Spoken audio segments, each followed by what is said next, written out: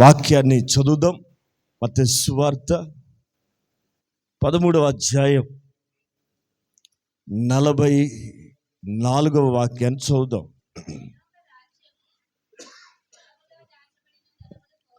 ధనాన్ని పోలి ఉంది.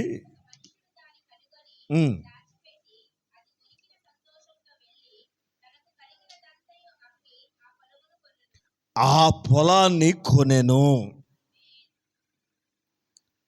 అలాగే 24 కూడా చదవాలి. చెప్పాను ఏమనగా, పరలోక రాజ్యము తన పొలములో మంచి విత్తనములు పోలిన ఒక మనుష్యుని పోలి ఉంది. మనుషులు నిద్రిస్తూ ఉండగా అతని శత్రువు వచ్చి గోధుమల మధ్యలో గురుగులు విత్తిపోయెను. మొలకలు పెరిగి గింజ పట్టినప్పుడు గురుగులు కూడా అగుపడెను. దాసులు అతని యొద్దకు వచ్చి, అయ్యా, నీవు నీ పొలములో మంచి విత్తనములు విత్తితివి కదా. Amen, amen. అయ్యా, అయ్యా, నీ పొలములో మంచి విత్తనములు విత్తితివి కదా, ఈ గురుగులు ఎక్కడి నుంచి వచ్చినాయి అని ఆ పనోళ్ళు వచ్చి చెప్పారు. ఓ, ఇది మీకు అర్థం కాకపోవచ్చు, నాకు తెలుసు. శత్రు పనిది, గురుగులిత్తే పని వాడిది. మంచి విత్తనాలు విత్తేది నేనైతే వాటిని ఫలింపనివ్వకుండా పనికిమాల విత్తనాలు విత్తుతాడు. దీన్ని బట్టి అర్థం కావాలా, దేవుడు మనలో ఏం విత్తుతున్నాడో, శత్రువు మనలో ఏం విత్తుతున్నాడో ఇక్కడ మనం నేర్చుకోగలగాలి. ఈ రెండు ఉపమానాల్లో కామన్గా కనబడుతున్న పదం ఏంటంటే పొలం. ఏంటది? పొలం. అక్కడ 44లో ప్రభు చెప్పారు, పొలములో దాచబడిన ధనం. 24లో మనకు కనబడుతుంది, తన పొలములో మంచి విత్తనాలు, గోధుమలు విత్తితే ఆ విత్తనాల మధ్యలో పనికిమాల గింజలు వచ్చి పడ్డాయి. ఎవరయ్యా అది విత్తిందంటే యజమాని చెప్తున్నాడు, శత్రువు విత్తనాలు విత్తి వెళ్ళిపోయాడు. అయితే పొలపు ఆసామి నీరు పెట్టాడు, ఎరువు వేస్తున్నాడు, కూలివాళ్ళని పెట్టి పంటని ఏపుగా పెంచుతుంటే దాని మధ్యలో గురుగులు మొక్కలు పెరిగి ఏపుగా పంట పెరిగిందట.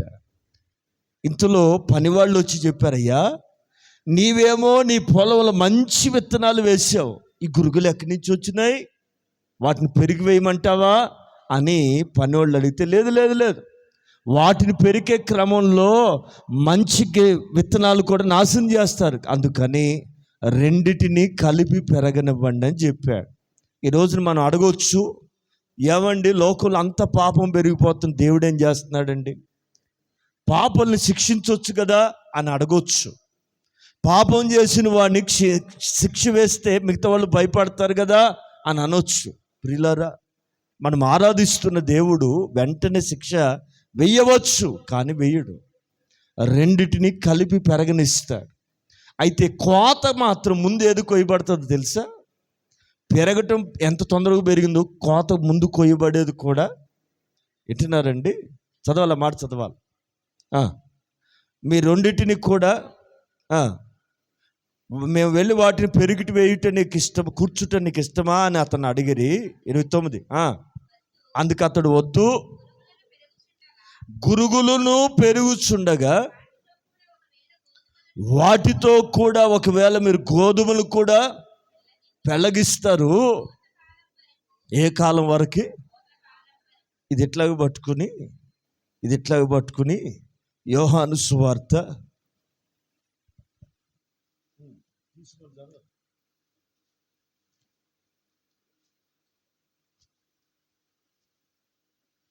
ఇప్పుడే కోత సిద్ధంగా ఉంది. ఆ మాట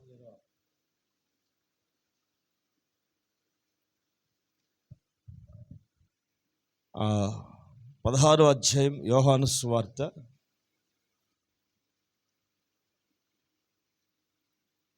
17వ వాక్యం చదవాలి.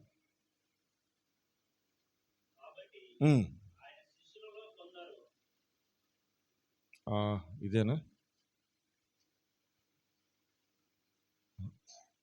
కోత సిద్ధంగా ఉందన్నమాట.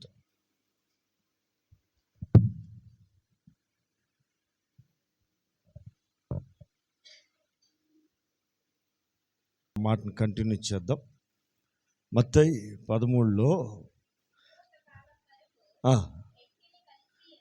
రెండిటిని కలిసి ఎదగనియండి. ముందుగా కూర్చేది వాటిని, ముందు ఏవి కొయ్యబడతాయి అది.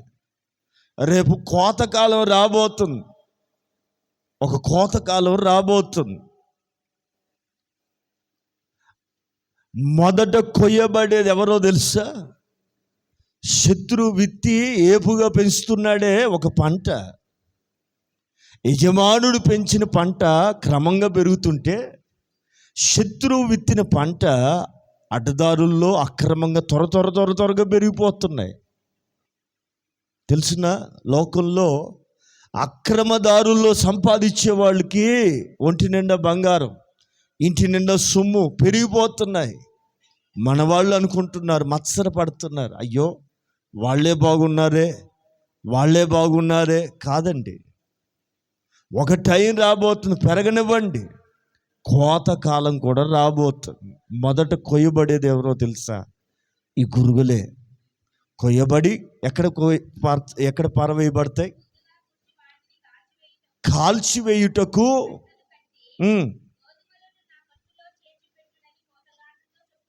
ఆమె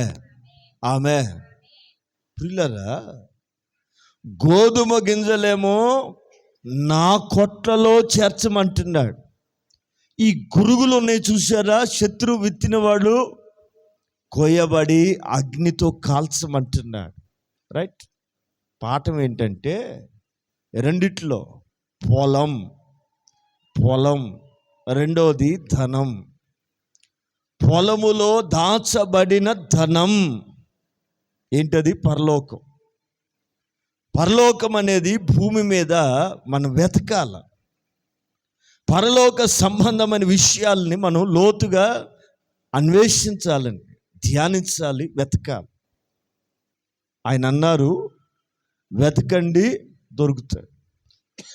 కోతకాలాన్ని గురించి మత్తయి 9:37. రైట్.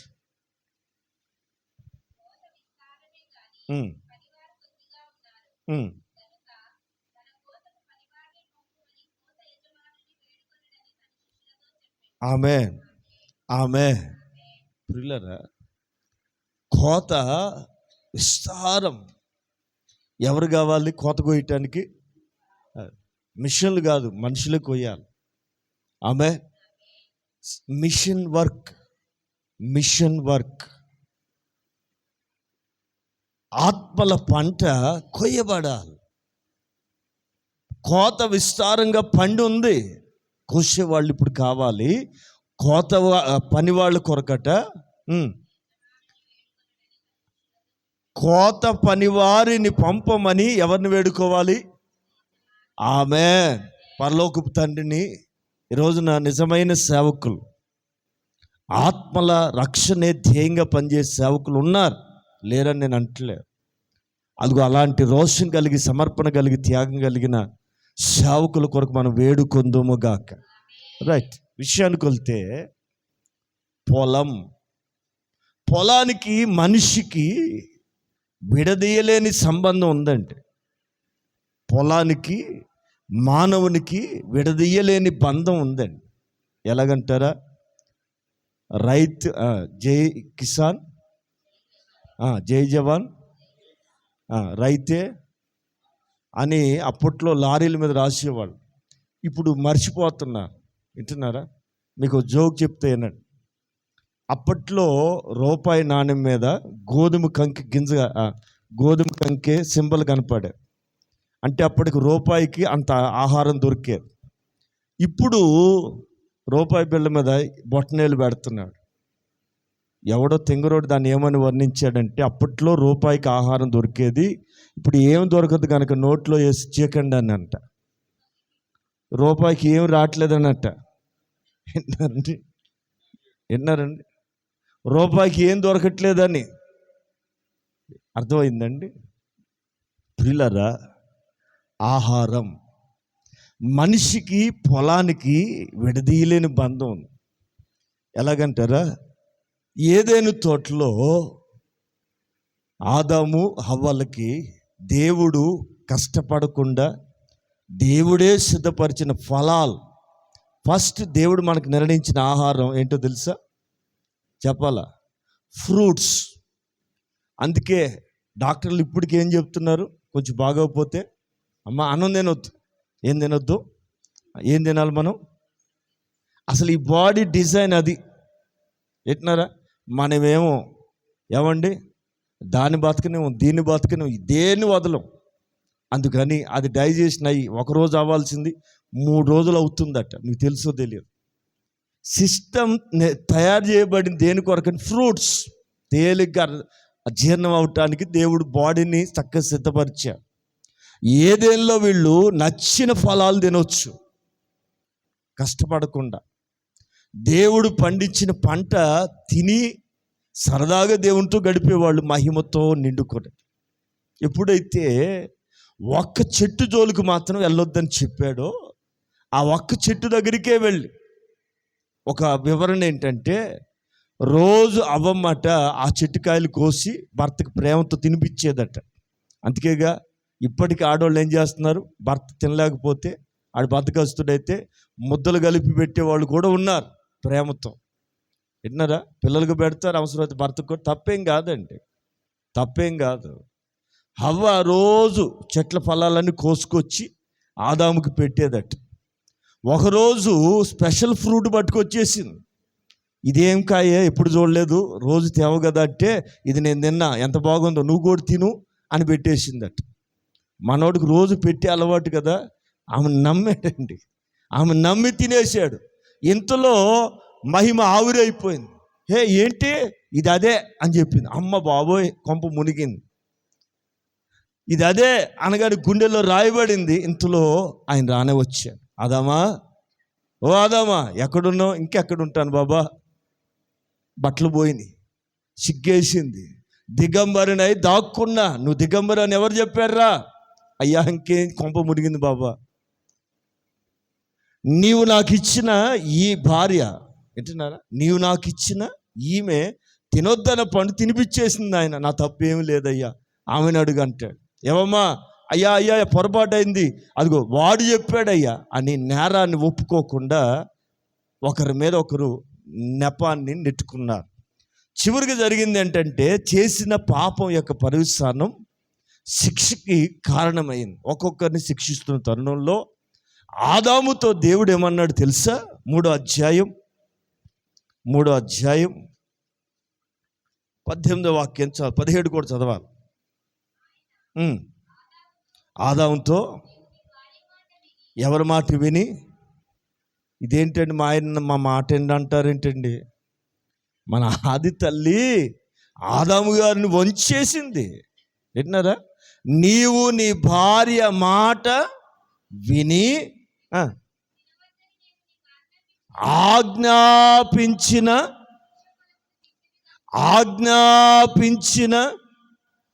విన్నారా? ఆజ్ఞ అంత గొప్పది, ఆజ్ఞ అంత భయంకరమైంది.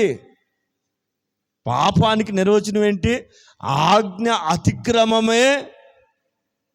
అంటే ఆజ్ఞ యొక్క ఇంపార్టెన్స్ మీరు గమనించాలి. దేవుని ఆజ్ఞలకి అంత విలువ ఇవ్వాలి. పాపం అంటే ఏదేదో అనుకుంటున్నారు చాలామంది. పాపానికి నిర్వచనం మనం అనుకుంటుంది కాదు, దేవుడు ఆజ్ఞాపించిన వాటిని ఆయన అంటారు ఆదాముతోటి, నేను తినవద్దని. అమ్మా చదవరా, ఏమని ఆజ్ఞాపించాడట? తినవద్దని. ఏంటన్నారా? తినవద్దని నేను నీకు ఆజ్ఞాపించిన అన్నిటిని తినమన్నా, అదొక్కటే వద్దన్న. మీరు అన్ని తిన్నారు, దాన్ని కూడా తిని పడేశారు. తినేసినందువల్ల తినవద్దని ఆజ్ఞాపించిన వృక్ష ఫలమును తింటివి గనుక, వింటున్నారా, నీ నిమిత్తం నువ్వు నిలబడిన నేల, ఆదామును బట్టి నేల ఏమైపోయింది? శపించబడింది. వింటున్నారండి? ఈ రోజున మనిషి ఎంత అమాయకంగా తయారాడంటే, వింటున్నారండి, ఇల్లు కడతారు, కష్టపడి ఒక ఇల్లు కొనుక్కుని, స్థలం కొనుక్కుని ఇల్లు కడతారు. ఎవడో చెప్తాడు, ఇల్లు కట్టిన దగ్గర నుంచి కలిసి రావట్లేదురా అని చెప్తారు. వీడికి లేనిపోయిన డౌట్లు వచ్చేస్తాయి. నిజమే, ఇంతకుముందు బాగా డబ్బులు నిలబడి అన్ని అప్పులు అయిపోతున్నాయి, ఆరోగ్యం బాగుంటలేదు, ఇల్లు అమ్మేసుకుని ఇంకో దగ్గర కొనుక్కుంటాను అంటాడు. అది కలిసి రాకపోతే ఇక ప్రపంచ జీవితం అంతా కొనుక్కోవటమేనా పని? ప్రియులారా, ఆలోచించాల. నేల కాదు నిన్ను దీవించేది, ఆకాశమందున్న దేవుడు. మట్టి కాదండి మనిషిని బాగు చేసేది, మహిమ కలిగిన దేవుడు ఉన్నాడు. క్రైస్తవులారా, బాగా ఆలోచించాల. వస్తువులు కాదు మనల్ని దీవించేది. కొన్ని మంచి విలువైన మాటలు చెప్తాను ఈ పూట, ఆలకించాలి. వస్తువు మట్టో ఈ పంచభూతాలు కాదు మనిషిని దీవించేది. వీటిని సృష్టించిన సృష్టికర్త ఉన్నాడు, ఆయన చేత దీవించబడుదుముగాక. 115వ కీర్తన, 115వ కీర్తన. భూమి ఆకాశములు సృజించిన యెహోవా చేత, ఆ మాట చదవాల మీరు. 12 15 115 అదే రెఫరెన్స్ 16. Okay, 115 okay. భూమి ఆకాశములు సృజించిన యెహోవా చేత. ఇదిగో ఎంత గొప్ప స్టేట్మెంటో తెలుసా? మనం దీవించేది కారు కాదు. ఈ కారు కూడా నాకు భలే కలిసి వచ్చింది అంటారు. తప్పండి. ఇదిగో ఈ పిల్ల పుట్టినాక మాకు బాగా కలిసి వచ్చిందండి. మరి పెద్దోడు పుట్టినప్పుడు రాలేదే? మనుషులండి మనిషిని దీవించే కాదండి. భూమి ఆకాశములు సృజించిన ఆమె మనల్ని ఆశీర్వదించేది ఎవరు? ఈ భూమిని ఆకాశాన్ని సృజించిన యెహోవా చేత. ప్రైజ్ ది లార్డ్, హల్లెలూయా. విషయం ఏంటంటే, పొలములో ధనం ఉంది. పొలములో శ్రేష్టమైన విత్తనాలు విత్తుతాడు. ఆ విత్తనాల పంట కొట్లలో కూర్చబడాలి. అవే నా కొట్లు అంటాడు ఆయన. రైట్, కొంచెం లోతుగా వెళ్ళి కొన్ని మంచి మాటలు నేర్చుకుందాం. ఆదాముతో ప్రభు అంటున్నారు, నేను తినవద్దని వృక్ష ఫలములు తింటివి గనుక నీ నిమిత్తం నేల ఏమైంది? ఆదామా, నువ్వు నిలబడిన నేల శపించబడింది. ఎట్లా చదవాలి? ప్రయాసముతోనే పంట తింటావు. కాయలు పోయినాయి, పంట వచ్చింది. కాయలు పోయి గింజలు వచ్చినాయి. ఇప్పుడు అసలు మన బాడీ డిజైన్ దేని కొరకు చేయబడింది? ఫస్ట్ అమ్మా చెప్పాలా? అది కాయలు తింటే ఆరోగ్యం ఇప్పటికీ. ఎందుకంటే దీని డిజైన్ అదే.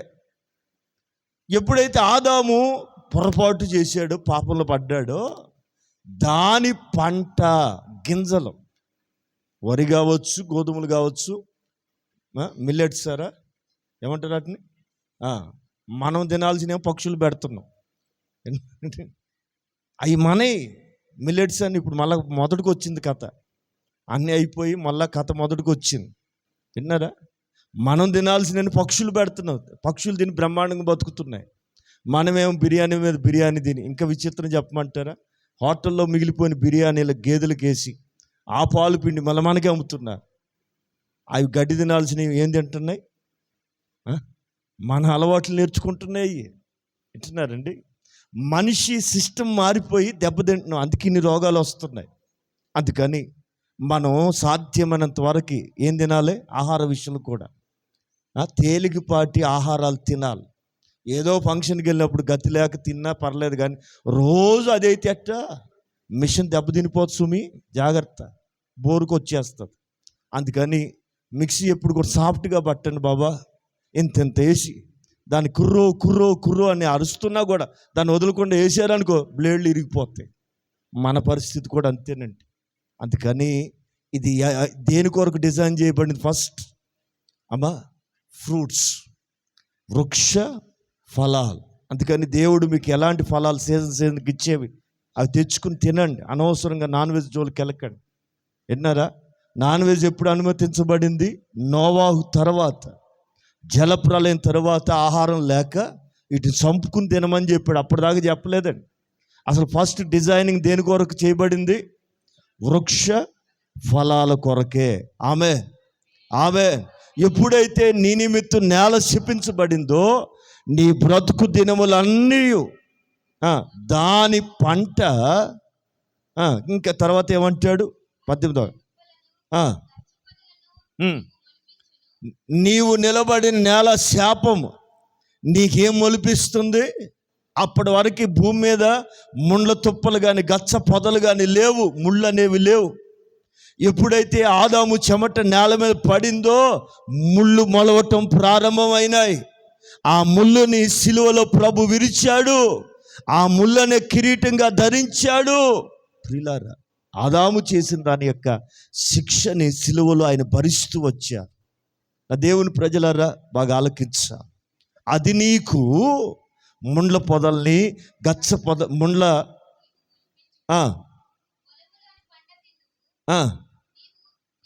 అండర్లైన్. ఏ పంట తింటాం మనం అంటే గింజలు, వరి కానీ గోధుమలు కానీ మిల్లెట్స్ కానీ గింజలే. గింజలకు ముందు దేవుడు ఏమిచ్చాడు? మెత్తను కాయలు ఇస్తే అవి తింటాం మానేసి గింజల్లోకి దిగబడ్డాడు. గింజల్లోకి దిగజారాడు ఆదాం. అది కూడా ఆ గింజలు పుణ్యానికి వస్తాయా? కావండి. బ్రతుకు దినములన్నీ కూడా ఏం చేయాలట ఆదాం. అది అందుకే పురుషులు ఏం చేస్తున్నారు? ఈరోజు కూడా లేస్తే పరిగెత్తాలి. ఎందుకని? గింజల కోసం, 4 గుప్పుడు గింజల కోసం మనిషి ఎంత ఆరాటపడుతున్నాడు తెలుసా? దీనికి కారణం ఆదాము చేసిన యొక్క పని యొక్క పర్యవసానం అండి.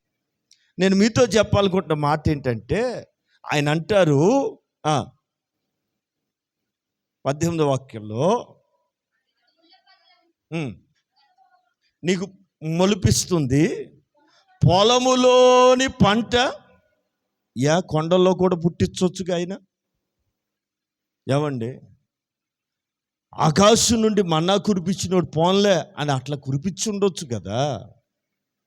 నేలకి మనిషికి అవినాభావ సంబంధం ఉంది, విడదీయలేని బంధం ఉంది. ఎందుకంటే నీవు నేల నుండి తీయబడుతుంది, మన్నే గనుక తిరిగి ఏమవుతావు? మన్నులో ఉంచి వచ్చిన వాడు మన్నులో కలిసేంత వరకు తప్పని శ్రమ ఏంటంటే ముఖపు చెమట కార్చి నేల పంట తినాలి.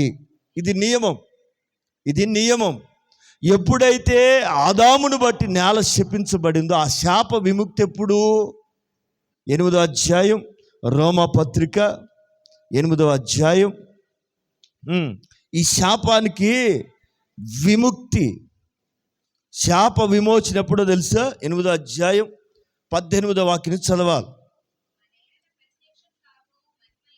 మన ఎడల ప్రత్యక్షం కాబోయే మహిమ ఎదుట ఇప్పటి కాలపు శ్రమలు ఎన్నదగినవి కావని దేవుని కుమారుల ప్రత్యక్షత కొరకు వింటున్నారా? సంఘము ఎత్తబడిన తరువాత మహిమతో మరలా ఈ భూమి మీదకి రాబోతున్నారు. 1000 ఏండ్ల పరిపాలన కోసం. అర్థమవుతుందా? అదిగో దేవుని కుమారులు మహిమను ధరించుకుని ఈ భూమి మీదకి వచ్చే ఆ దినము కొరకట ఈ సృష్టి యావత్తును మిగులు ఆశతో ఎదురు చూస్తుందట. ఎందుకని? ఏలయనగా నాశనానికి లోనవు దాస్యమునకు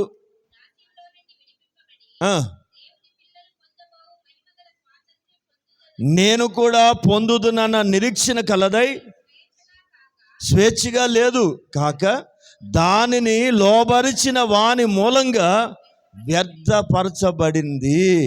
దాన్ని లోబరిచినోడు ఎవడు? ఆదాము. ఇచ్చినారా? ఆదామును బట్టి సృష్టి శపించబడింది.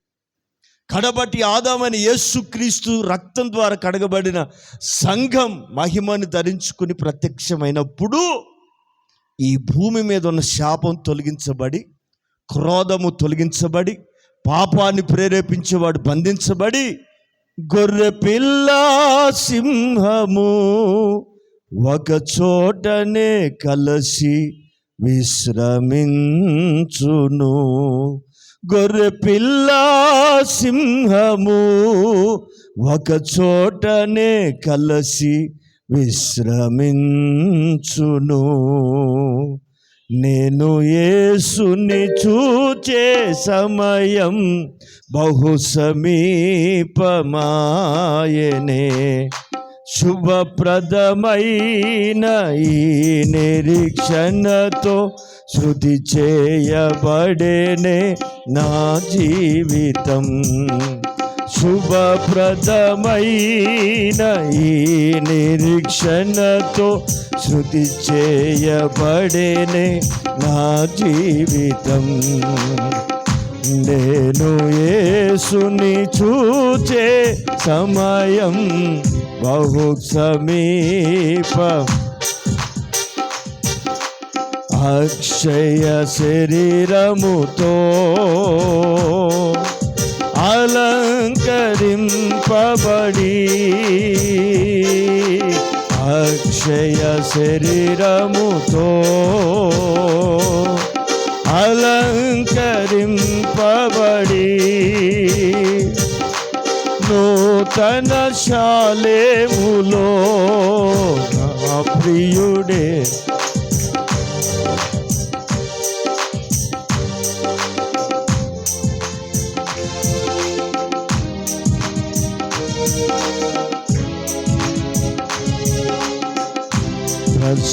ప్రజ్వరిల్లెదను. నేను యేసుని చూచే సమయం బహు సమీపమాయెను. హల్లెలూయా. పిల్లరా, ఇది గొప్ప మర్మం అండి. ఏ గ్రంథము ఇంత వివరంగా చెప్పలేదు. మనిషి ఎందుకు ఇలా చెమట కారుస్తున్నాడో వివరణ చెప్పలేరు. బైబిల్ మాత్రం దాన్ని వివరించి చెప్పగలరు. ఒకప్పుడు వృక్ష ఫలాలు ఆయన పండించిన పంట తినేవాడు తన ముఖపు చెమట కార్చి నేలను సేద్యం చేసి, నేల తన కొరకు గచ్చ పొదలు ముళ్ళ కంపని పుట్టించగా దాన్ని చదును చేసి దున్ని విత్తనాలు వేసి 6 కాలాలు కష్టపడి పండిన నేల గింజలు తినటానికి ఆదాము పడిపోయాడు. గింజలే తినాలి ఇప్పుడు మనం, అది బియ్యమైనా గోధుమలైనా. ఇది అనాదిగా వస్తున్న పద్ధతి. నేను మీతో చెప్తున్న మాట ఏంటంటే, పొలములోని పంటే తినాలి. ఇది వాక్యానుసారం. ఎట్టినారా? ఇక ఏదేదేదేదో కాదు, అది ఖచ్చితం. మీరు చూడండి, ఎన్ని కాయలు తిన్నా, అమ్మ ఎన్ని బ్రెడ్లు తిన్నా, అంత అన్నం తినకపోతే ఎట్టుంటుంది మీకు? చెప్పరే అమ్మా? ఎన్ని కాయలని తినండి, ఏదైనా తినండి, మనకు మాత్రం ఏం కావాలి? కొంచెం మాట్లాడరే, కొంచెం అది తింటే ఆ తృప్తే వేరు. ఎన్ని తిన్నా ఏం తిననట్టు ఫీలింగ్. వింటున్నారండి? ఆ డైటింగ్ చేసే వాళ్ళకు ఉంటుంది బాబా, వాళ్ళ బాధ ఎంత అంత. అన్నం తినొద్దా అంటాడు ఆ డాక్టర్. ఎక్కడండి? ఎన్ని తింటే ఏం సుఖం? అంత అన్నం తింటే మహదానందం కాదు. గింజలు ఏం తినాలి మనం? దైవ నియమం అంటాడు, రైట్? పొలములో ఆశీర్వాదం ఉందండి. మీకు చెప్తాను. దేవుడు పొలానికి మనిషికి విడదీయలేని బంధాన్ని పెట్టాడు. మీరు చూడండి, పొలం ఉన్న వాళ్ళు ధైర్యం ఎక్కువ. ఊర్లలో కానీ ఈ పల్లెటూరు నేపథ్యాల్లో అప్పట్లో పెళ్ళిళ్ళు చేయాలంటే సంబంధాలు చూసేవాళ్ళు ఏమి చూసేవాళ్ళు తెలుసా అమ్మా? ఇల్లు. మరి ఇప్పుడు ఏం చూస్తున్నారు? అత్తమామ లేనోడు, తోడబుట్టినోడు లేనోళ్ళు, ఆడొక్కడే ఉండాలంతే. ఏకో నారాయణ. విన్నారండి? మరి ఏం చేద్దామనో విన్నారా? ఈరోజు నువ్వు చేస్తే కదా రేపు నీ పిల్లలు నీకు చేసేది. మా పిల్ల అసలు చేయలేదండి, ఎందుకంటే నేను నేర్పలేదు. పోయిన దగ్గర తిడతారు కదా, ఏం పెంపకం పెంచారమ్మా అని తిడతారు కదా. మా పిల్ల అస్సలు తిన్న ప్లేట్ కూడా కడగనివ్వనండి. ఎందుకు కడగనివ్వవు? ఇంకెప్పుడు నేర్చుకుంటారు వాళ్ళు? ప్రియులారా, మంచి మాట చెప్తారు. పొలము కలిగిన వానికి ధైర్యం ఎక్కువ. విన్నారా? ఏదన్నా వస్తే అవసరమైతే తనఖా పెట్టి కొదువు పెట్టి నేను అవసరం తీర్చుకుంటానని ధైర్యం. కొంచెం చెప్పాలా? పొలం ఉన్న వాళ్ళకి చెప్పరేమండి? ఏమండి మాకేముంది అనుకుంటున్నాం? ఊళ్ళో 5 ఎకరాల పొలం ఉంది, ఆడి గర్వం అది, ఆడి అతిశయం. పొలం ఉన్న వాళ్ళ అతిశయాలు వేరుగా ఉంటాయి. ప్రియులారు, నేనేమంటే కొందరు గుర్రాలను బట్టి, కొందరేమో రథాలను బట్టి అతిశయపడతారు. మనమైతే ఆయనే మనకు అతిశయం. పొలం ఉన్న వానికి ధైర్యం. అలాగే పొలము అంటే దేవుని సహవాసం అండి. దేవుడు మనిషిని కలుసుకునే స్థలం. విన్నారా? పొలము సంఘంతో పోల్చబడుతుందండి. పొలము సంఘంతో పోల్చబడుతుంది. ఇప్పుడు నేను అంటాను, పొలం కలిగిన వాడికి ధైర్యం ఎక్కువ. అలాగే సంఘ సహవాసం కలిగిన నీవు కూడా దేనికి చింతించకూడదు, దేనికి కలవరపడకూడదు, ధైర్యంగా ఉండాలి. ఎందుకని? నాకు పొలం ఉంది. నాకు ఒక మంచి పొలం ఉంది. ఆ పొలంలో నిలబడితే చాలు, నాకు అన్నీ మర్చిపోతాయి. రైతు చూడండి తెల్లవారుతో ఎవరు లేకముందు పొలంలోకి వెళ్ళిపోతాడు. మళ్ళీ చీకటి పడ్డాక రైతుకి మనసు ఎప్పుడు నెమ్మదిగా ఉంటుందో తెలుసా? ప్రశాంతంగా ఎక్కడ ఉంటాడో తెలుసా? ఆ పొలంలోనే. రైతుకి పొలానికి అవినాభావ సంబంధం ఉందండి, దగ్గర సంబంధం ఉండండి. ఆ పైరు గాలికి, చల్లటి గాలికి అతను ఎంత సంతోషపడతాడో. మనం కూడా మనకి దేవుడిచ్చిన పొలంలో ఆనందించుదుముగాక, అతిశయపడుదుముగాక, ఆనందించుదుముగాక. పొలం కలిగిన వాళ్ళు ఎలాగుంటారు? ధైర్యం. పొలములో దీవించబడుదువు. ఎక్కడుంది ఈ మాట? 28వ అధ్యాయం ద్వితీయోపదేశకాండం. త్వరగా తెలిసిన వాళ్ళు చదవాలా? ఇక నేను చెప్పేది ఏముంది? 28వ అధ్యాయం. నీవు పొలములో దీవించబడుదువు. దీవెనలు అంటే అయ్యి బాబు మనకి ఎంత ఇష్టమో చదవండి. ఆ ఒక్క మాట చదవండి. 5, 6 అమ్మా? 28. ఎక్కడ చెప్పాలా? అది ఆ ఒక్క మాట చదవండి రా చాలు. పొలములో అందరూ చెప్పాలా? నీవెక్కడ దీవించబడతావు? చెప్పాలా? ఎక్కడ దీవించబడతాం? పొలం అంటే దేవుని సన్నిధి. పొలం అంటే దేవుని సన్నిధి. రైట్? చెప్తాయనండి ఎలా దీవించబడతారు, చెప్తాయనండి. ఒకసారి అబ్రహాముకి భార్య చనిపోతే చాలా వేదన పడుతున్నాడు. శారమ్మ చనిపోయి ఆ ఇంట్లో ఆడదిక్కు లేక చాలా ఇబ్బంది పడుతున్నాడు. కొడుకు వయసుకు వచ్చాడని చెప్పి కొడుకు పెళ్లి చేద్దామని చూస్తే ఆ ఊరి పిల్లలు ఎవరు యోగ్యులుగా కనపట్టలేదండి, భక్తియే కనపట్టలేదు.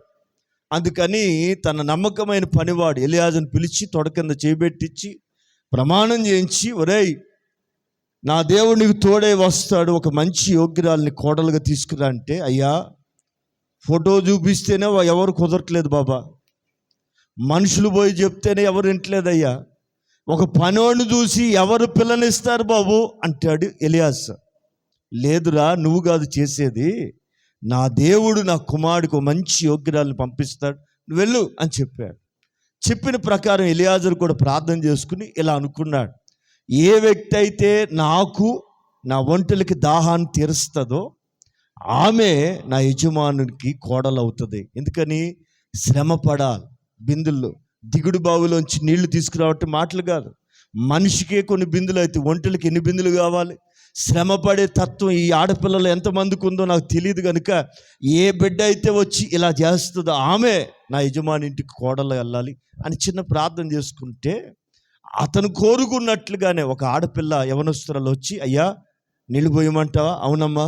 నీకే కాదు నీ ఒంటిలకు కూడా పోస్తారా అని చెప్పి అతను ఏదైతే మనసులో అనుకుని ప్రార్థన చేసుకున్నాడో అదే విధంగా ఆమె నీళ్లు తీసుకొచ్చి పోయటం, దాహం తీర్చిన తర్వాత, అమ్మా మీ ఇంటి వాళ్ళు ఎక్కడున్నారు, మీ పేరెంట్స్ ఎక్కడంటే, అది అక్కడే మా ఊరు అని చెప్తే ఆ ఊరు వెళ్ళటం, అతను వచ్చిన పనంతా చెప్తే ఆ ఇంటి వాళ్ళందరూ సంతోషపడి, ఇది యెహోవా వలన కలిగిన కార్యం, మేము అవునని కానీ కాదని కానీ చెప్పం, సరే కొన్ని రోజులు ఉండనివ్వండి ఈ పిల్లని అని చెప్పి ఒక రోజున, అమ్మా మరి అతనేమో తీసుకెళ్తానంటున్నాడు, మరి ఆ ఊరు తెలీదు, అతను ఎలాంటోడు తెలియదు, మరి నువ్వు వెళ్తావంటే ఈ మంది నువ్వు వెళ్తానని.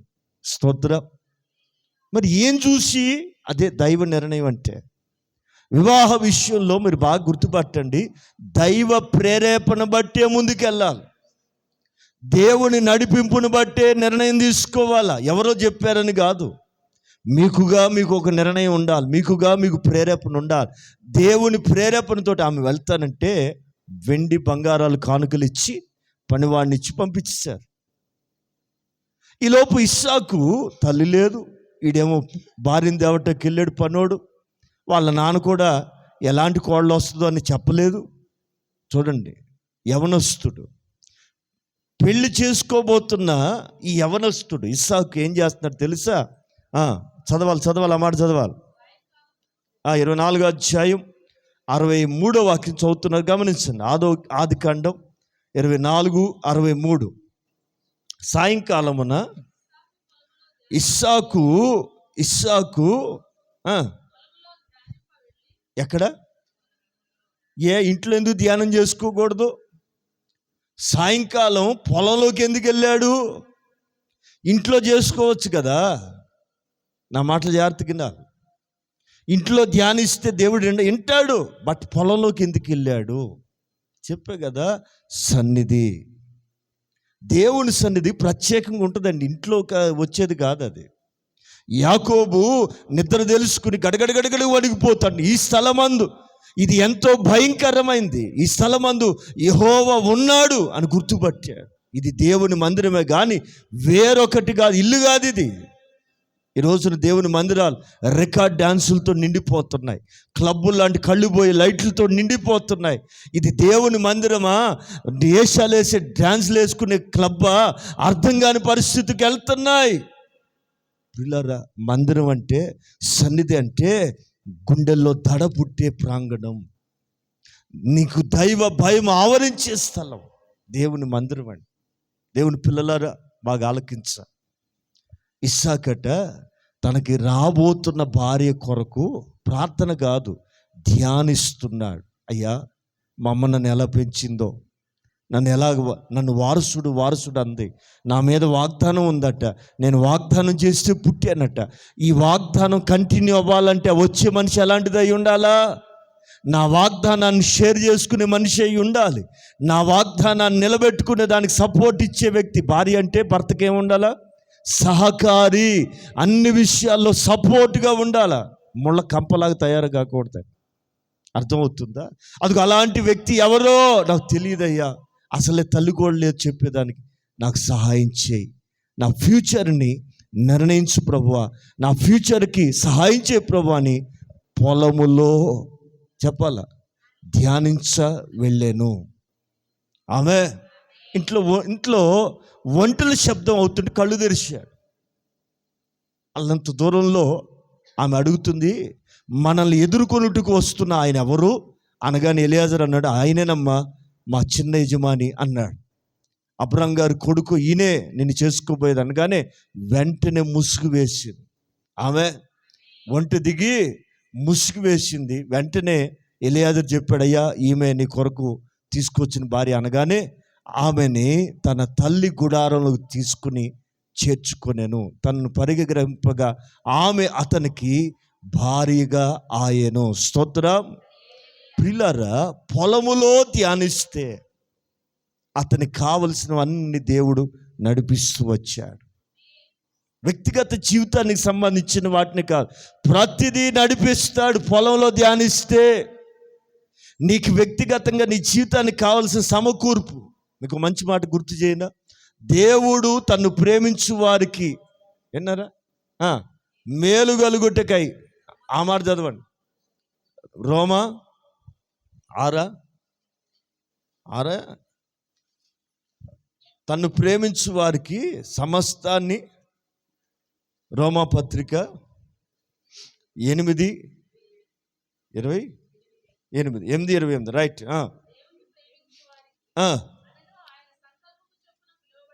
విన్నారా, మనం అందరం కూడా సంకల్పము చొప్పున పిలువబడిన వాళ్ళం. దేవుని సంకల్పంలో ఉన్నందుకు స్తోత్రం చెప్తారా? హల్లెలూయా. మనము సంకల్పము చొప్పున పిలువబడిన వాళ్ళం. వారికి అనగా ఏం కలుగుటకు? దేవుని సంకల్పంలో నీవు ఉంటే నీకు అన్ని మేలే జరుగుతాయి. దేవుని వలన ఎవరికి ఎప్పుడు నష్టము జరగదు. ఎంతున్నారండి? తన సంకల్పం చొప్పున పిలువబడిన వారికి మేలు కలుగుటకై. ఆమెన్. నీకు కలిసి వస్తాయి. విన్నారా? దేవుని సంకల్పంలో నువ్వు ఉంటే, పొలముతో అనుబంధం కలిగి ఉంటే, పొలముతో నీకు సంబంధం ఉంటే, పొలములో నిలిచే అనుభవం ఉంటే నీకు మేలు కలుగుతుంది. మేలు కలుగుటకై సమస్తము సమకూడతాయి. మీకు మరొక మాట కూడా చెప్తా. యోసేపు బానిసగా అమ్మబడ్డాడు. విన్నారా? బానిసగా, ఒక బానిస, స్లేవ్. ఎవరింట్లోకి వెళ్ళాడు తెలుసా? ఎవరు కొనుక్కున్నారు తెలుసా? పోతిఫర్ అనే ఒక ఐగుప్తీయుడు ధనం పెట్టి అతన్ని కొనుక్కున్నాడు. 39వ అధ్యాయంలో చక్కగా రాయబడుతుంది.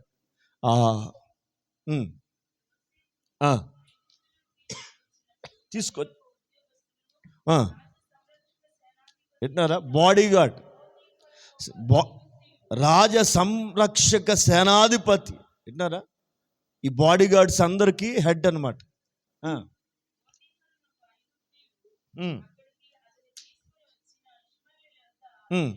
అతన్ని కొన్నాడు. విన్నారండి? 2వ వాక్యంలో ఏమని రాయబడుతుందంటే, కొన్నవాడు ఎవరంటే యెహోవా తోడై ఉన్నవాడు. Praise the lord. గోతులో తోడై ఉన్నాడు. వింటున్నారా? మార్గంలో తోడై ఉన్నాడు. ఇప్పుడు ఎవడో దిక్కుమాలినోడు కొనుక్కోవచ్చుగా, పిసినారోడు కొనుక్కోవచ్చు కదండి. ఐగుప్తులో గొప్ప కమాండర్ ఇంటికి ఎందుకు వెళ్ళాలి? తోడుగా ఉన్నాడు గనుక. తను ప్రేమించే వారికి సమకూడతాయి. మీరు నా మాట వినాలి. ఇప్పుడు తలపైకి ఎత్తండి. నీకు ఇచ్చిన పిల్లలే కానీ, కట్టుకున్న భర్తే కానీ, వచ్చిన అత్తమామలే కానీ, వీళ్ళు అసలు నాకు తగినోళ్ళు కాదండి, అసలు నేనేంటి, అసలు వీళ్ళు నాకు తగినోళ్ళు కాదండి అనకూడదు. శబ్దం లేదు చూసారా? అసలు నేనేంటి, అసలు వీళ్ళు నాకు తగినోళ్ళు కాదండి. మా ఆయన తగినోడు కాదు, మా అత్తమామలు తగినోడు కాదు, అసలు మా పిల్లలు అసలు నాకు పుట్టాలి. మరి ఎవరికి పుట్టాలి? అసలు నా తెలివితేటలు ఒకటే రాలా అనకూడదండి. వింటున్నారా? ప్రేమిస్తే నీకు ఎవరిని ఏది ఇవ్వాలో, ఎప్పుడు ఎక్కడ ఏది ఇవ్వాలో సమకూర్చుతాడు. యోసేపు కోరుకోలేదు, తోడై ఉన్నాడు గనుక. యోసేపు అతనితో ఉన్నాడు గనుక ఏ ఇంటికి వెళ్ళాలో దేవుడే సమకూరుస్తున్నాడు. పోతిఫర్ అనే ఆ రాజ సంరక్షక సేనాధిపతి అయిన పోతిఫర్ అనే ఐగుప్తిని ఇంటికి అతడు కొనబడి వెళ్ళాడు. 2వ వాక్యం ఏమనుందంటే, యెహోవా అతనికి తోడై ఉన్నాడు. విన్నారా? తలపైకి ఎత్తా. మీతో ఉన్నాడా? యోసేపునకు తోడై ఉండేను అనే మాట కనపడుతుంది. అదే మాట మనకు వర్తిస్తుందా? ఏ సందర్భాన్ని బట్టి చెప్పగలవు? ఆర్థిక పరిస్థితిని బట్టి కానీ, నువ్వు అడుగు పెడుతున్న ఈ స్థితి కానీ, ఒకప్పుడు స్థితికి ఇప్పుడనే స్థితికి మార్పు ఏదైనా ఉందా? ఆలోచించేద్దాం. మొదట నీ స్థితి కొంచెంగా ఉండొచ్చు కాక, కానీ అది తుదకి ఏం కావాలి? అవుతుందా? నా మాట వినాలా? నా ప్రియులారా, మనసారా కోరుకుంటున్నా, మీ పరిస్థితి మహా అభివృద్ధి కాదు, మహా అభివృద్ధి చెందునుగాక. ఆర్థిక వ్యవస్థ కానీ, కుటుంబ స్థితిగతులు కానీ, ప్రతి పరిస్థితుల్లో మనము మహా అభివృద్ధి చెందుదుముగాక. హల్లెలూయా, హల్లెలూయా. దేవుని పిల్లలారా, పొలములో నాటబడితే వర్ధిల్తాం, పొలములో నిలవబడితే సమకూరుతాయి, పొలములో నిలవబడే అనుభవం ఉండాలి. మీకు చెప్తాను, ఎప్పుడైతే యెహోవా అతనికి తోడై ఉన్నాడో, చదవాలి, గనుక ఏంటన్నారా, తోడై ఉంటే మనం ముందు వర్ధిల్తాం. రెండవది, మనం అడుగు పెట్టే స్థలాలు కూడా బాగుపడతాయి. ఒక్కొక్క తల్లి అడుగు పెట్టింది అనుకోండి, కలిసి వస్తుంది. ఓహో, మహాతల్లి పెట్టింది అనుకో, లెగ్గు ఉన్నవన్నీ అమ్ముకోవాల్సి వస్తుంది. వాళ్ళు అంటారు, ఈమె లెగ్గు అమ్మ గోల్డెన్ ఎగ్ అంటారు, గోల్డెన్ లెగ్ అంటారు. అమ్మొచ్చింది, అన్నీ అమ్ముకుపోయాం అట్ట కాదు. నా మాట వినండి. అతడు వర్ధిల్లుచు, చదవరారా,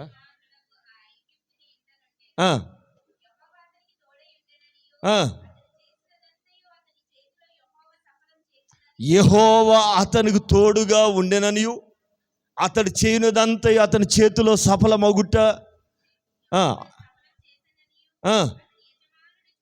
చూశాడు, గమనించాడు, గుర్తుపట్టాడు.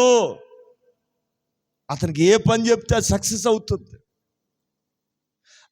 ఇప్పుడు ఒక అన్యుడు యెహోవా యోసేపుకు తోడై ఉన్నాడని ఎలా చూడగలిగాడు? ఇప్పుడు మనల్ని కూడా చాలామంది చూస్తున్నారుగా, ఇరుగు పొరుగు చాలామంది గమనిస్తున్నారు, మనల్ని చూస్తున్నారుగా, అందరూ చూస్తారు. మనుషులందరూ తెలుసుకొనుచు చదువుకొనుచున్న మా పత్రిక మీరు కాదా అంటాడు పౌలు గారు. మనుషులందరూ తెలుసుకుంటారు మనల్ని గురించి, చదువుతారు మనల్ని, తెలుసా? మన భక్తిని చదువుతారు, మన ప్రార్థనని చదువుతారు. విన్నారండి? ఐగుప్తీయుడికి యోసేపుకి యెహోవా తోడై ఉన్న సంగతి ఎలా తెలుసు? విన్నారా? అతని చేతులు ఏది పడితే సఫలమవుతుందట. ఆమేన్. అతని ప్రార్థనా జీవితం, అతని వ్యక్తిగత లక్షణాలన్నీ చూసి ఇతనికి దేవుడు తోడుగా ఉన్నాడని గుర్తుపట్టాడు. ఆమేన్, ఆమేన్. అంత మాత్రమే ఒక అద్భుతమైన మాట రాస్తుంటుందా,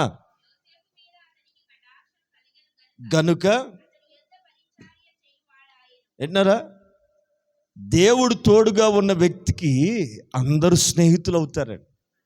ఈ ఒక్కని ప్రవర్తన యెహోవాకు ప్రీతికరముగా అయినప్పుడు అతని శత్రువు సహా అతనికి మిత్రులుగా చేస్తాడు. ఒకని ప్రవర్తన యెహోవాకు ప్రీతికరంగా ఉండాలి. ఏంటారా, మన శత్రువులు ఉండరండి, అందరూ మన వైపు తిరుగుతారు. ఏంటారు, దేవుడిని నమ్ముకుంటే అందరు శత్రువులే అంటారు, అదే పిచ్చి మాట. నీ ప్రవర్తన చూసి అందరు నీకేమవుతారు? విన్నారా?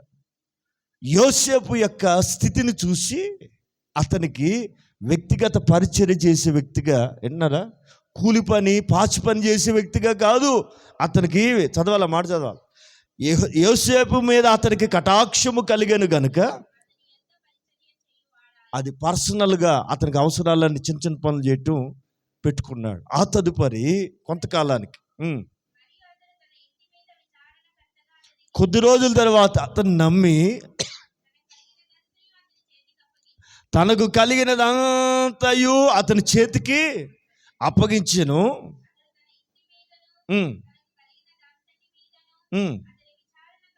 Only supervising. నువ్వేం పని చేయొద్దు, ఎవడైనా పని చేస్తున్నారు లేదు చూడంతే, పని చేస్తున్నారు లేదు జస్ట్ చూడు అని చెప్పాడండి. ఎవరిని?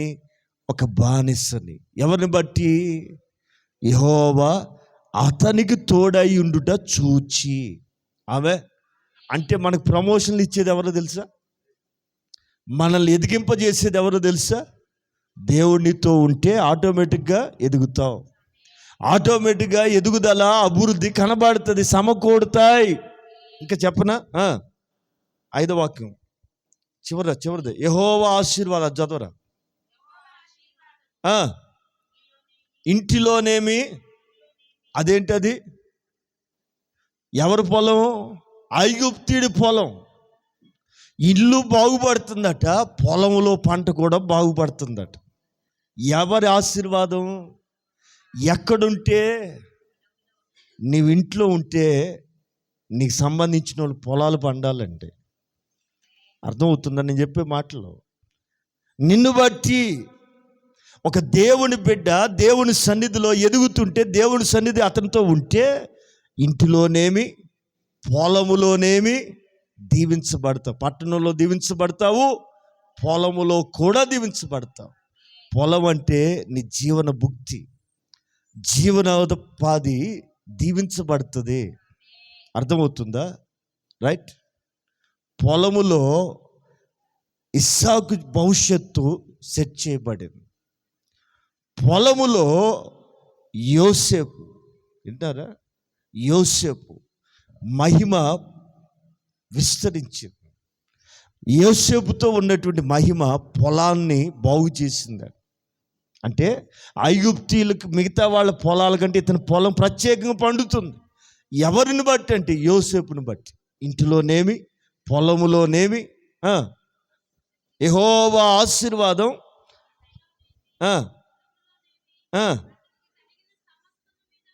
ఉండేనో. ఒక వ్యక్తిని బట్టి అతను, ఒక ఆసామి కుటుంబం యావత్తు కూడా దీవించబడుతుంది. దీవించబడటానికి రక్షణే పొందాల్సిన అక్కర్లేదండి. దీవించబడటానికి నమ్ముకోవాల్సిన అవసరమే లేదు. యెహోవా నిబంధన మందసం ఓబేదెదోము ఇంట్లో 3 నెలలు ఉంచాడు. ఎవరు? దావీదు గారు. దాన్ని పట్టుకుంటే ఒకడు చచ్చిపోయాడని, ఓయమ్మో ఇది ఇంటికి వస్తే నేను ఎక్కడ చచ్చిపోతాను భయం వేసి అక్కడ ఓబేదెదోము ఇల్లు కనపడి అందులో పెట్టుకోరా అని చెప్పి వెళ్ళిపోయాడు. 3 నెలల తర్వాత దేశం కోడైకి వస్తుంది. ఏమని? అతని ఇంటి వాళ్ళందరూ కూడా బాగుపడిపోతున్నారట. ఏది 3 నెలల్లోనే. మరి 6 ఏళ్ళు అవుతున్నా, 60 ఏళ్ళు అవుతున్నా కొన్ని బతుకులు ఎందుకు మారట్లేదండి? ఏది నిబంధన మందసం పెట్టుకున్న పుణ్యానికి దేవుడే అక్కడ, దేవుడే అడుగు పెట్టలేదు. దేవుని మహిమ వెళ్ళింది ఆ స్థలానికి. ఒక సామాన్యుడి కుటుంబమే అంతగా దీవించబడింది. దీని మూలంగా మనం నేర్చుకోవాల్సిన పాఠం ఏంటి? దీవించబడటానికి దేవుడే దిగి రావాల్సిన అక్కర్లా, మహిమ వచ్చినా చాలు. వింటున్నారా? దేవుని సన్నిధి అతనితో ఉంటే చాలు, దీవెన అనేది ఆటోమేటిక్గా వస్తాయి. మరి ఆత్మవర్ధిల్లత ఆయనతో కలవాలి, ఆయనతో మనం గడపాలి, ఆయనతో సన్నిహితంగా ఉంటే ఆత్మవర్ధిల్లుతుంది. స్తోత్రం. పొలములో మహిమ ప్రవేశించి ఆ పొలం అతను కలిగిన అంతటిని దీవించి. రూతమ్మ దగ్గరికి వస్తే బోయాజు పొలంలోనికి వెళ్ళింది. ఏది? గతి లేక మతి లేని ఆ నయోమి చెప్పిన మాటలు విని ఆమె మతి సరి లేదండి. ఏమంటుంది? నువ్వు ఎవరి ఇంటికి వెళ్తే, ఎవరి పొలంలోకి వెళ్తే ఆ పొలం అన్ని గింజలు పట్టిరమ్మా, నేను తిని నీకు పెడతానంటుంది. ఏమంటుంది? నువ్వు తిని పెడతావా? కష్టపడింది మామ అయితే నువ్వు తిని పెడతావా? అయినా పర్లేదు అత్తమ్మ అని. అమాయకురాలు కదా రూతమ్మ, ఒప్పుకుని వెళ్ళిందండి. మీకు చెప్పాలనుకుంటున్న మాట ఏంటంటే, రూతు గ్రంథం 2వ అధ్యాయం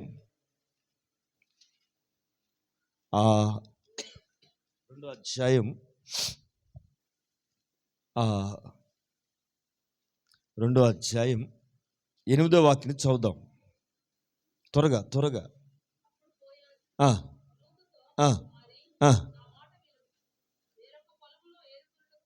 ఇంటున్నారా? ఆ పై మాట 7వ వాక్యం కూడా చదువు. ఆమె కోయవారి వెనుకకు పనల మధ్య, పనలతో కాదు, పనల్ని ఏరుకుంటానంట, పనల మధ్యలో రాలిపోయిన గింజల్ని ఏరుకుని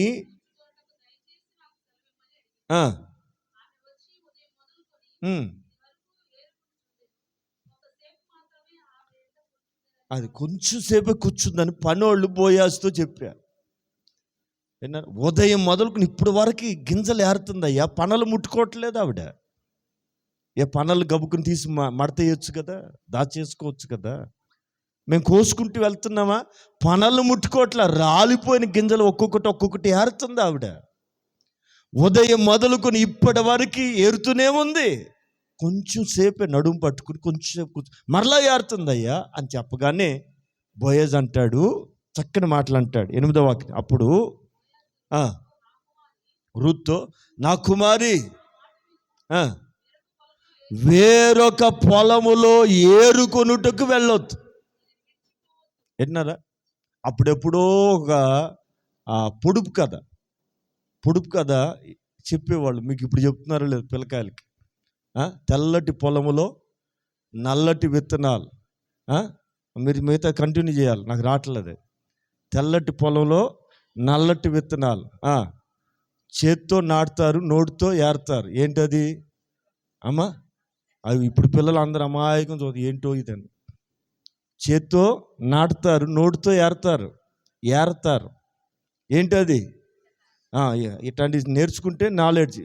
వీడియో గేమ్లు ఆడితే ఏమొస్తుందిరా, ఉన్న నాలెడ్జ్ పోతుంది. అందుకేనండి పెద్దోళ్ళ చదువులు స్టాండర్డ్. ఇప్పుడు పిల్లకాయలకి మార్కులు వస్తున్నాయి కానీ తెలివితేటలు రావట్లేదు. ఎందుకంటే ఇది ఇట్లాంటి నేర్పకే. పిల్లారా ఏరుతుంది. వింటున్నారా? వేరొక పొలములో ఏరొద్దు.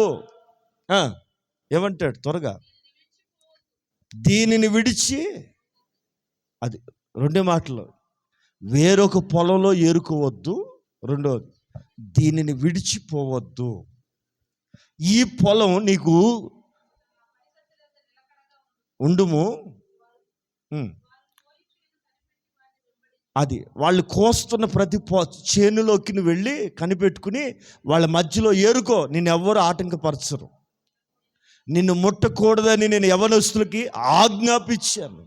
రెండోది, నీకు దాహమునకైనప్పుడు కుండల వద్దకెళ్ళి చేదిన నీళ్లు నీ కొరకు చేదు పెడతారు, చేదాల్సిన అక్కర కూడా లేదు అని చాలా మాటలు చెప్పాడా. ఆమె అంటది, అయ్యా ఏమి తెలిసి, ఆ మాటలు చదవండి, పరదేశినైన నన్ను ఏంటారా? ఏం తెలిసి పరదేశినైన నా మీద లక్ష్యముంచో కటాక్షం కలిగేటట్లుగా అంటే ఆయన అంటాడు, నీ పెనిమిటి మరణమైన తరువాత నీవు మీ అత్తకు చేసినదంతయు నాకు తెలపబడెను. ఆమె నేను మీతో చెప్పాలనుకుంటున్న మాట ఏంటంటే, లక్ష్యముంచాడు బోయాజు. ఆ లక్ష్యము మీద నిలబడింది రూతమ్మ. వింటున్నారా? ఎప్పుడైతే ఆ పొలములో ఏమండి పాదాలను పట్టుకునే దానికి వెళ్ళిందో, అతడు తన కొంగు అనగా ఆశ్రయం ఇచ్చాడు. తనని భార్యగా చేసుకున్నాడు. ఇతడు యవనస్తుడు, ఆమె 2వ పెళ్ళి, ఇతను మొదటి పెళ్ళి అయినా ఆమెను యోగ్యురాలుగా ఎంచి. వింటున్నారండి? ఈ బోయాజు ఎప్పుడైతే తనకి భార్యగా స్వీకరించాడో, పొలములో మూడైపోయిన బ్రతుకు ఒక్క రాత్రిలో ఆమె జీవితం చిగురించింది. Praise the lord. పొలములో రూతమ్మ బ్రతుకు కట్టబడింది. పొలములో జీవితము చిగురించబడింది. అర్థమవుతుందా? అదే పొలములో కట్టబడిన ఆ జీవితాన్ని ప్రభు ఘనపరుస్తూ, ఈ బోయాజు రూతమ్మల వంశంలో నా యేసు ప్రభు పుట్టడానికి ఇష్టపడ్డాడు. స్తోత్రం, హల్లెలూయా. పొలములో నిలవబడిన వాళ్ళ బ్రతుకులు కట్టబడ్డాయి. పొలములో నిలిచినప్పుడల్లా ప్రజలు ఆశీర్వదించబడుతూ వచ్చారు. ఈ మధ్యాహ్నం వేళ నా దేవుని ప్రజలారా జాగ్రత్తగా ఆలకించు. అందుకే చెప్పారు ప్రభు, పొలములో దాచబడిన ధనం, పొలములో విత్తబడిన మంచి విత్తనం. విన్నారా? ఇంక మాట చెప్పి ముగిచ్చేస్తా, చాలా ఉంది కానీ మీకు ఇదే చెప్తే సరిపోదు. 13వ అధ్యాయంలో విత్తువాను ఉపమానం చెప్పారు యేసు ప్రభువారు. ఈ విత్తువాను గురించిన ఉపమానం సేవకులుగా శిష్యులుగా ఉన్న వాళ్ళకి కూడా అర్థం కాలేదు. జనమంతా వెళ్ళిపోయినాక వాళ్ళు అడిగారు, అయ్యా ఈ ఉపమాన భావం ఏంటో మాకు చెప్పవా అన్నాడు. ఆయన అన్నారు, ఒరేయ్ పరలోక 11వ వాక్యంలో మీకు అనుగ్రహించబడింది కానీ వాళ్ళకి అనుగ్రహం పొందలేదు, వాళ్ళకి ఇవ్వబడలేదు. మీకు అనుగ్రహించబడి ఉంది. ఏంటది? పరలోక రాజ్య మర్మాలు నాతో ఉన్నవారులారా. మీకు వారికి అనుగ్రహింపబడలేదు అని హెచ్చరిస్తూ వివరిస్తున్నాడు. 18వ వాక్యం చదవాలి. 18. భావాన్ని వినండి.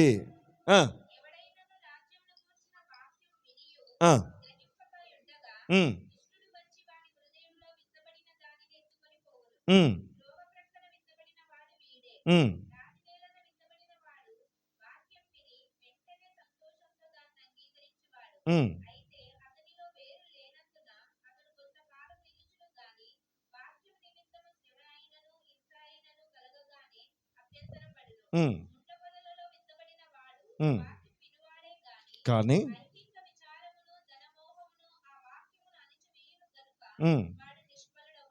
ఆమె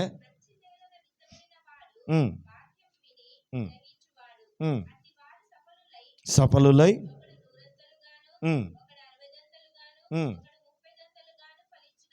ప్రైజ్ ది లార్డ్. హల్లెలూయా, హల్లెలూయా. మరొక చోట రాయబడుతుంది, పొలము లోకం, పొలము లోకం. 30 మనిషి కుమారుడు. Praise the lord. ఆమేన్, ఆమేన్, ఆమేన్. పొలం లోకం. ఈ లోకంలో విత్తుతున్నాడు ఆయన. మంచి విత్తనాలే విత్తుతున్నాడు. కొన్ని తోవ పక్కన పడుతున్నాయి, కొన్ని రాతి నేల మీద పడుతుంది. నేల వీళ్ళెవరు కూడా సఫలం కాలేదు. అక్కడ 4 రకాలు. ఒకటి త్రోవ పక్కన, రాతి నేల, ముండ్ల పొదలు. ఇలాంటి మనసులు కలిగిన మనుషులు ఉంటారు. ఎంత చెప్పండి, హృదయం రాయి. కొంతమంది ఇక్కడే ఉంటారా, మైండ్ ఎక్కడో ఉంటుంది, బాడీ ప్రజెంటు. కొంతమంది ఆఫ్ మైండ్ గాళ్ళు ఉంటారు. మీరు పలకరించి ఇప్పుడు పాస్టర్ గారు ఏం చెప్పారు, ఏం చెప్తా ఏమంటే మైండ్ ఎక్కడో ఉంటుంది. మీరు కొంతమందిని కదిలిస్తూ ఉండాలి. అంటే ఇక్కడ వాళ్ళు కాదు, మన వాళ్ళు చాలా అటెన్షన్లో ఉంటారు. దేవుడిని దీవించునుగా. మీరు ఎప్పుడైనా ఎవరైనా పక్కన కొత్త వాళ్ళు కనబడితే కొంచెం కదిలిస్తూ ఉండాలి. ఏమంటే కొంతమంది త్రోవ పక్కన ఉంటారు, ఇక్కడే ఉంటారు, కానీ తాళం వేసేనా లేదా, ఈడు వస్తాడు గోల చేస్తాడు, టయానికి పెట్టాలి, ఈడు ఒక దుర్మార్గుడు, వాక్యం అన్నవాడు, ఇదే గోల. ఎంతసేపు భర్తే దేవుడు ఆమెకి. వింటున్నారండి? ఇప్పుడు కొంతమంది పిల్లల దేవుళ్ళు, పిల్లలు తిన్నారో లేదు. దేవునికి సమయం ఇవ్వరు, విలువ ఇవ్వరు. అందుకు వాళ్ళకి ఆ విగ్రహాలుగా మారుతాయి. ఎవరినైతే ఎక్కువగా ప్రేమిస్తాం వాళ్ళు మనకేమవుతారు? చెప్పాలా? విన్నారా? దేవుడు దాన్ని బలి కోరతాడు. మీకు తెలియదండి. ఎప్పుడైతే అబ్రహాము ఇస్సాకును అమితంగా ప్రేమించడం మొదలుపెట్టాడో ఆయన ప్రత్యేకంగా స్ట్రెస్ చేసి చెప్తున్నాడు, నీవు ప్రేమించు ఒకగానొక కుమారుడైన ఇస్సాకుని నాకు బలి చేయి అన్నాడు. విన్నారా? దహన బలిగా అర్పించేయి. గుండెలు పగిలిపోయినాయి అబ్రహాముకి. అందుకని నేను చెప్తున్నాను, నా మాట ఆలకించండి. ఎవరిని ఎక్కువగా ప్రేమించవద్దు. దేవుని కంటే ఎక్కువ ఏది మనకు ఉండకూడదు. అందుకని ఈ మధ్యాహ్నం వేళ నా మాటలు ఆలకించండి. ఇక్కడ పొలములో విత్తాడు. విత్తిన వానిలో లోపం లేదు, విత్తనంలో కూడా లోపం లేదు. లోపం వల్ల అక్కడ నేల, పొలం. అయితే 4వ పొలం ఉందండి, దాని పేరే మంచి నేల. ఆమేన్. మంచి నేల. మంచి నేల ఎప్పుడవుతుందంటే బాగా దున్నబడాలి, రాళ్ళు పెరికివేయబడాలి, ముళ్ళ కంపలు చదును చేసి, మెరక పల్లాలు చదును చేయబడి, విత్తనం కొరకు సిద్ధపడిచి నేల మెత్తగవ్వాలి. పలుమార్లు మీకు తెలుసు కదా, వ్యవసాయం చేసే వాళ్ళు ఒకసారి దున్ని వదిలిపెట్టరు, 2 సార్లు 3 సార్లు. అంతేనమ్మా? నాటేయాలంటే ఏం చేయాలా? 2 సార్లు 3 సార్లు కష్టమైనా సరే దున్ని నేలని చదును చేసి మెత్తని చేసి అప్పుడు నాటుతారు. మనం కూడా వాక్యం కొరకు ఇక్కడికి వచ్చేటప్పుడు మీరు ఏమో ఆయన ఏం చెప్తాడా అన్నట్టు రాకూడదు. మెత్తగా దున్నుకుని రావాలి, సిద్ధపడి రావాలి. దేవా నాతో మాట్లాడయ్యా, నాకు వాక్యం కావాలయ్యా, నీ మాట కావాలయ్యా, నాతో మాట్లాడు ప్రభువా అని ప్రార్థన పూర్వకంగా లేచి కాస్త హృదయంలో ఉన్న మెట్టలు స్పరాలు ముళ్ళ కంపనంత చదును చేసుకుని దున్నుకుని విత్తనాల కొరకు వచ్చుదురుగాక. ఆమెను సగమే వచ్చింది, అందరు రావట్లేదు. ఆమె మంచి నేల. దానిలో ఆయన విత్తనం వేసాడట. అది 30 60 100 ఫలించెను. ప్రియులారా, అక్కడ 2 ఉపమానాల్లో వింటున్నారా? 24లోను 44లోను కనబడుతుంది పొలం, అందులో ఉంది ధనం. ఏంటి ఆ ధనం అంటే పరలోక రాజ్యం అనే ధనం దాచబడి ఉంది.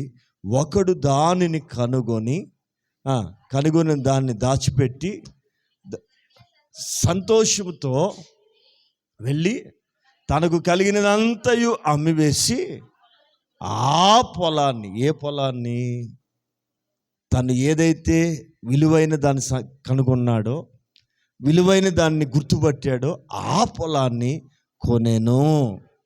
కొనుక్కోవాలండి. సేవ కానీ వాక్యం కానీ ఉచితంగా రాదు, కొంత ఖర్చు పెట్టాల్సి వస్తుంది. దాన్ని బాధపడకూడదు. విన్నారా?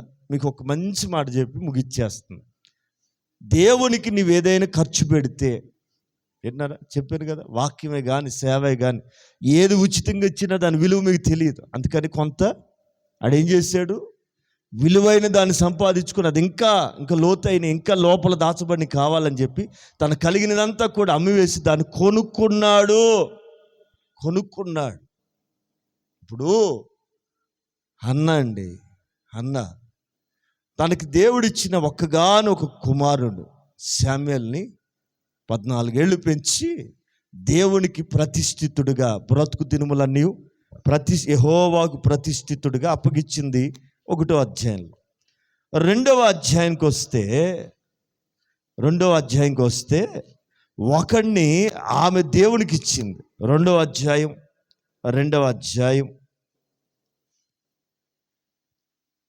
21వ వాక్యం చదవాలి.